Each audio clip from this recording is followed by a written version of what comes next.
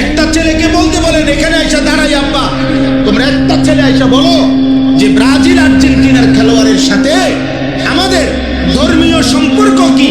যদি ধর্মীয় কোনো সম্পর্ক না থাকে তো আমাদের রাষ্ট্রীয় সম্পর্ক কি? বাংলাদেশের অর্থনীতি, সামাজিক, বাংলাদেশের উন্নতি, প্রগতি, আধুনিকতার জন্য শুধু মাতৃভূমির মায়াও যদি থাকে, একটা নাফরমান বল এটা এখানে দাঁড়ায় আর্জেন্টিনার ব্রাজিলের খেলোয়াড়ের সাথে আমাদের বাংলাদেশের উন্নতির কি সম্পর্ক বল? ইসলাম তো আছে নাই, রাষ্ট্রের বলেন, রাষ্ট্রের বলতে এ দেশের উন্নয়নে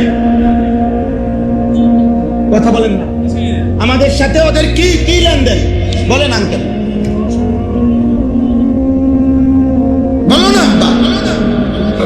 হ্যাঁ, একটা কথার বুঝাই কও যে একটা যুক্তি তো থাকবে। হুজুর, এই ফুটবল বিশ্বকাপে যদি আমরা ব্রাজিল এবং আর্জেন্টিনার পক্ষে ব্যাপক লাফাইতে পারি, বিনিময়ে ওই দেশের লোকেরা যদি আমাদের প্রতি সন্তুষ্ট হয়, তাহলে আমাদের দেশের রেমিটেন্স বেড়ে যাবে, আমাদের দেশের তেল বেড়ে যাবে, আমাদের দেশের উন্নতি বেড়ে যাবে। একটা কিছু তো হবে, সেটা কি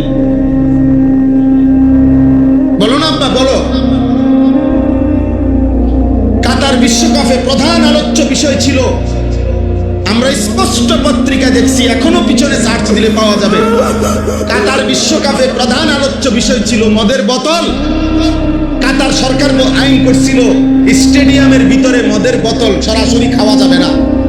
এটা নিয়ে সারা বিশ্ব, ইউরোপ তখন বিতর্ক করছিল যে না, এটা স্বাধীনতায় হস্তক্ষেপ, যেখানে অবাধে মদের বোতল।